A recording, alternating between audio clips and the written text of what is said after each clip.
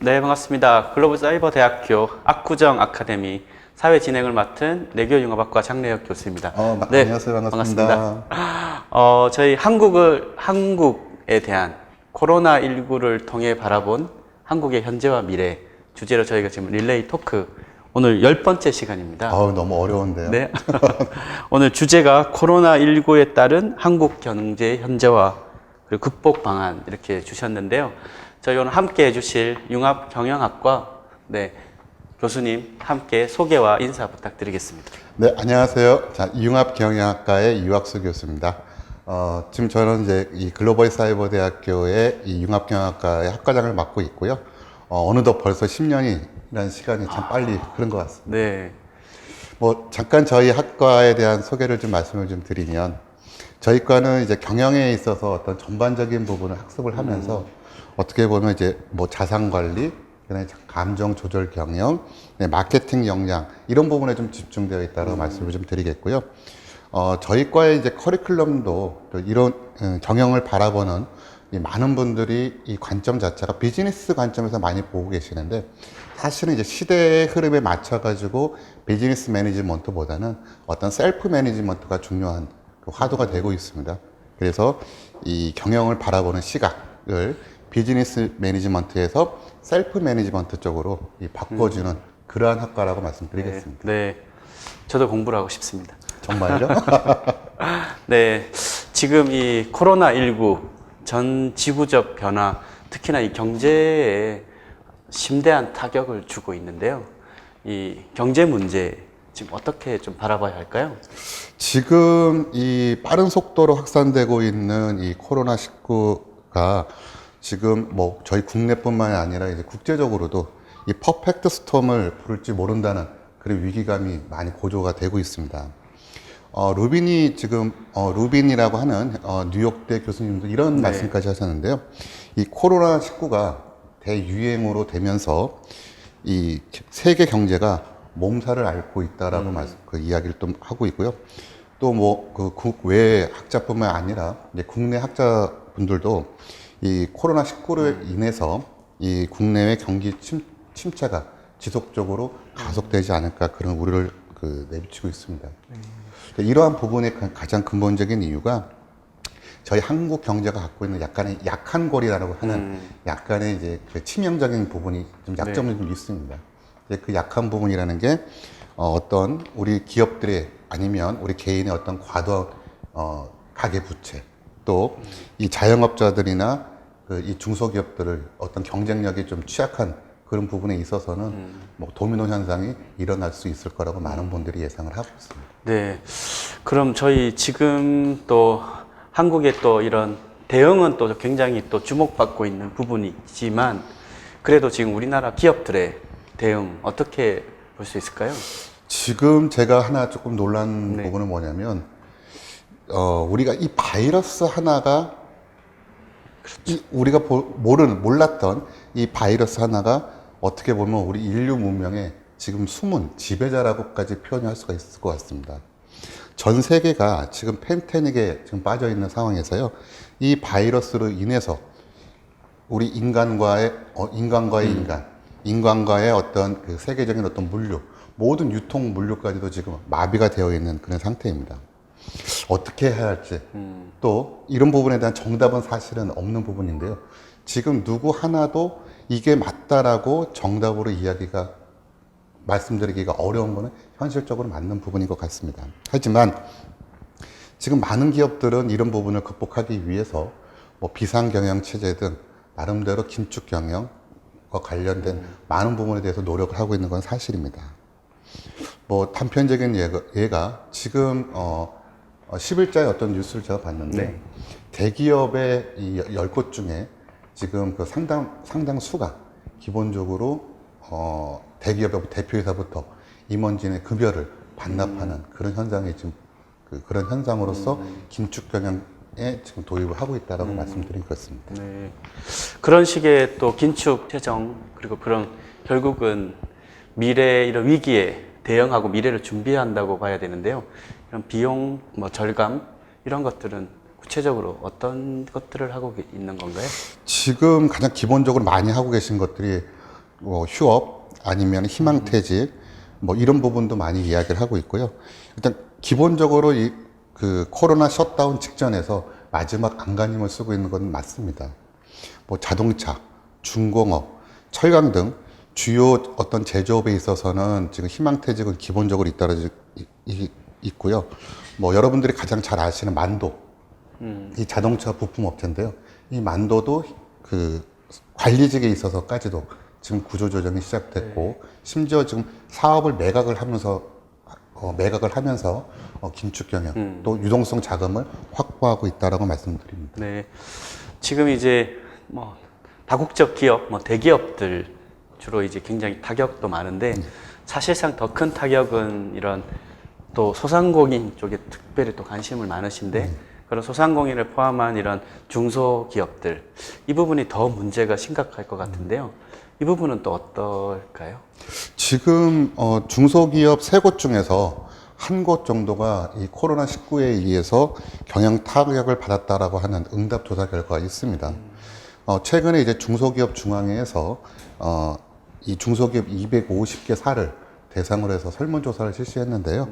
코로나19에 의해서 중소기업 34%, 약 한 35% 정도가 피해를 봤다라고 얘기를 하고 있고요. 특히 서비스 기업 쪽에서 많은 이야기를 하고 있습니다. 그래서 이러한 이 일시적인 어떤 경기 하락이 아닌 그런 상황에서가 아닌 거 본다면 향후에도 이 중소기업의 압박은 더욱 심화될 것으로 예상이 되고 있습니다. 네, 이 코로나19가 진짜 단순한 감염병이 아니라 자본주의의 무슨 변형까지 가져올 것이다. 네, 맞습니다. 이런 전망도 들었었는데요. 지금 뭐 단순하게 이런 시가총액도 완전히 급변하고 있다고 했는데 그런 부분은 뭐 구체적으로 좀 얘기해 주시겠습니까? 지금 신종 코로나 19 여파로 의해서 지금 대기업의 어떤 우리 국내 상장사라고 얘기를 합니다. 국내 상장사의 시가총액이 요동치고 있다라고 말씀을 좀 드리겠는데요. 이제 기업 분석을 전문으로 하는 COX 연구소에서 이 발표한 자료가 있습니다. 우리나라 이제 국내 상장사 상위 100대 기업의 시가총액이 올 1월에는 약 1,218조 원에서 3월 말에는 1,011조 원으로 약 한 200조 원이 감소됐다고 얘기합니다. 특히 뭐 여러분들이 이제 뭐 잘 아시는 대기업들 중에서도 순위가 많이 바뀌었는데요. 저희가 이제 상장사의 시가총액은 저희가 100조 클럽이라고 많이 이야기를 합니다. 이 100조 클럽에서도 순위가 1월 초에는 그 31개 기업에서 100조 클럽이 무너진 기업이 지금 한 6곳이 돼가지고요. 25곳으로 줄었습니다. 가장 대표적으로 여러분들이 잘 아시는 삼성생명도 100조 클럽에서 지금 일단 빠진 부분이고요. SK 이노베이션, 아모레퍼스픽, LG, 삼성화재, 하나금 이런 기업들이 지금 100조 클럽에서 빠진 그런 부분입니다. 네, 엄청나게 지금 경제에 심각한 타격이 많은데요. 또 그런 와중에도 또 이런 위기를 적절하게 대응하려고 하는 많은 노력들도 또 돋보이는 곳도 있는데요. 뭐 우리나라가 또 지금 이런 진단 키트든 이런 의료 방역 물품 쪽에서는 또 남다르게 좀 선도를 하는 기업도 생겨나고 있고 그렇죠. 많은 기업들이 또 이런 재난 극복을 하려고 막 동참을 많이 하고 있다고 하는데 이런 부분에서는 좀 어떻게 볼 수 있을까요? 일단 기업들이 많이 지금 일단 이 재계 스스로도 지금 코로나19를 극복하기 위해서 많은 지원을 해주고 있습니다. 일단 기본적으로 자체적으로는 할 수 있는 게 재택근무 시행은 이제 기본적으로 되고 있고요. 코로나19 확산하고 또 방지를 위해서 의료 지원을 통해서 재난 극복을 힘을 더하고 있는 게 많이 있습니다. 예를 들어서 삼성이나 현대, LG그룹 같은 경우는 일단 긴급 지원에 나섰는데요. 삼성 같은 경우는 약 한 300억 원, 현대, LG전자 같은 경우는 약 50억 원 이상 지금 기부를 통해서 이 재난 극복을 서로 힘을 합치고 있는 그런 상황입니다. 네. 저희가 보통은 이 자본주의의 기업의 존재 목적은 이제 뭐 이익 추구 뭐 이렇게 얘기를 해 왔었는데 사실 지금 이런 코로나19 같은 거를 맞닥뜨려 보면 기업의 존재의 목적이 이 이익 추구여야 하는가 할 때 질문이 막 떠오르는 시점이고 또 그렇지 않은 좀 뭔가 이렇게 기업의 목적 자체가 변화하고 있다는 이런 인식도 많이 생겨나고 있는데 지금 이런 시기에 기업이 해야 할 일, 또 기업이 또 이런 변화도 앞으로 크게 많을 것 같은데요. 이런 부분은 좀 어떻게 볼 수 있을까요? 지금 기업 말씀하신 대로 기업의 존재 가치가 이 비즈니스에 대한 어떤 이익 추구냐 네. 많은 지금 그 이야기를 많이 들을 수는 있습니다. 근데 하지만 기업이 요즘은 또 하나의 축으로서 사회적 책임이라는 걸 많이 합니다. 그래서 달리 표현하면 착한 기업이 성공한다고도 많이 얘기하죠. 즉, 그 기업이 얼만큼 사회에 공헌을 했고 이 착한 이미지, 어떤 사회 공헌과 관련된 그런 부분에 대한 이미지가 심어줌에 의해서 우리 일반 시민들, 일반 기업들도, 시민들도 그 기업의 제품을 이용을 하게 되고 있습니다. 그래서 어떠한 뭐 이윤 추구도 순환적인 측면에서 이 사회적 책임을 다함에 의해서 자연스럽게 돌아오는 그런 부분이 네. 아닐까 그런 생각이 듭니다. 네, 지금 말씀하신 기업의 어떤 사회적 책임 이런 부분이 또 점점 커져가는 시점이 아닌가 싶은데요. 네, 오늘 저희가 10번째 시간으로 이 코로나19로 인한 이런 경제 위기 또 극복 방안에 대해서 얘기를 지금 좀 나눠봤었는데요. 저희가 이 한국인의 고함이라고 하는 사실 20년 전에 나온 저희 이제 총장님께서 내셨던 이 책에 지금 국제사회가 한국에 대해서 상당히 주목하고 있지 않습니까? 그렇습니다. 네, 20세기 하면은 뭐 한국이 산업화 민주주의를 성취한 조금 기적 같은 국가로 주목을 했다면 지금은 오히려 좀 새로운 관점에서 한국의 어떤 의식, 시민의식, 문화적인 측면에서 주목을 하고 있는데 이 책에서 교수님께서 조금 인상적으로 보셨던 게 있다면 어떨 걸까요? 제가 이제 뭐 이 책에 대해서 좀 네. 권해드리고 싶은 이야기가 네. 많이 좀 있는 부분이 이겁니다. 지금 저희가 이 사회적인 지금 이 위기 이런 부분을 막기 위해서는 뭐 개인적인 어떤 부분에 있어서의 어떤 사회적 거리두기라는 실천이 가장 중요하다고 생각이 듭니다. 정부가 해야 될 일은 정부가 하고 있고요.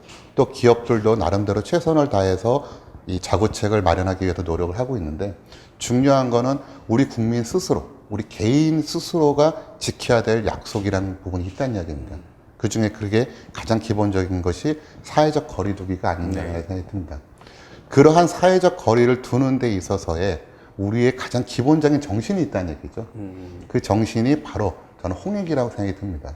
어떤 개인보다도 우리 서로를 위해서 어떤 이 배려하고 나름대로 기준을 지키려고 하는 기본적인 어떤 홍익 정신이 바탕이 되어 있어야 된다고 생각되는데요. 이 책에서 그러한 홍익에 대한 기본적인 정신을 기본적으로 저희가 학습할 수 있지 않을까. 한 번쯤 다시 한번 생각하는 그런 기회가 되지 않을까 그런 생각이 듭니다. 네, 굉장히 이 책에 담긴 아주 중요한 메시지를 말씀을 주셨습니다. 저희도 이렇게 거리두기를 하고 있는데요.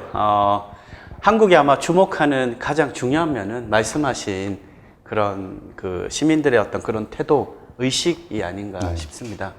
오늘 조금 짧지만 조금 압축해서 우리 유학수 교수님과 함께 얘기를 나눴는데요. 교수님 오늘 짧은 토크 어떠셨습니까? 사랑합니다. 네, 홍익을 실천하는 말씀을 해주셨습니다. 저희가 항상 이 릴레이 토크 마지막 구호가 있습니다. 우리 모든 대한민국 국민들 힘내라고, 대한민국 화이팅, 또 이 지구에 살아가는 시민까지도. 그래서 지구 시민 화이팅. 예. 네, 자 하나 둘 셋 하면 하겠습니다. 네. 하나 둘 셋, 대한민국 화이팅, 지구 시민 화이팅.